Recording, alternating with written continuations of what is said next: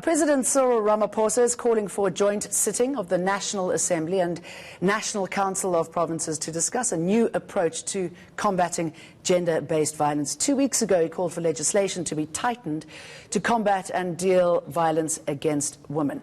Director at Rise Up Against Gender-Based Violence, Mandisa Kanyile, talks to us about what is going on. Good morning to you. Good morning, Jenny. This can only be a good move. At least it's getting something moving.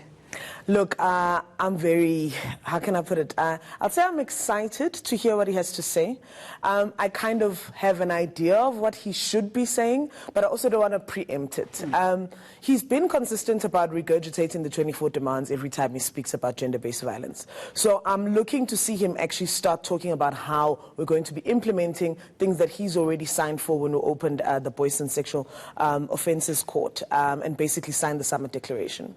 So there's things that he said that were new, that he wants to, for example, make the Sexual Offences Registry public, which obviously would need to be legislated by Parliament. How do you feel about that, by the way?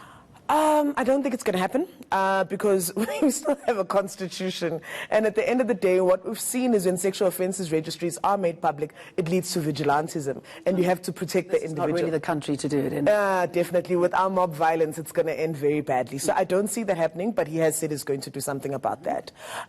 In terms of what we've been crying for is the release of actual funds from Treasury to be able to address the scourge.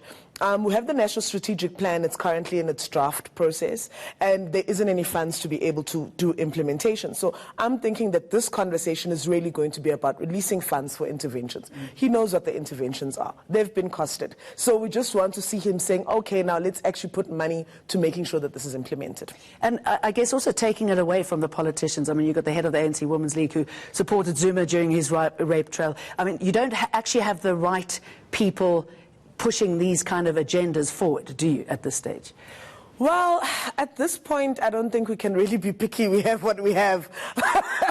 The country voted. We don't really have a say in that, but we need them to be accountable. We need them to be accountable to the women of this country to actually assist us in fighting the scourge. So I want to see tangible action. I really, if this is another talk shop, No, I mean, I think everyone's beyond. We're beyond talk shop. It's like, how much talking must we do? I mean, you can see the evidence, you can see what's happening. Take some action. Exactly. I'm getting all wound up here.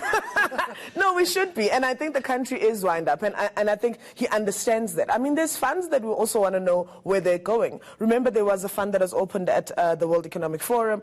We'd like to know where that money is, and we'd like to know where those interventions are going to be channeled through. So we'd like to see clear transparency.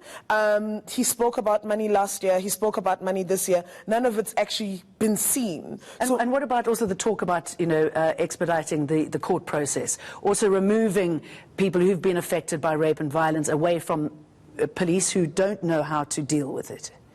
Expediting the court process, I think, is great. Yeah. What we would like to see, remember when there was a call for a state of emergency, the one thing that everybody wanted to see was 24-hour courts. Remember when we had them during the World Cup, basically to expedite the process, because there's such a huge backlog. So if he could announce something like that, that would be great.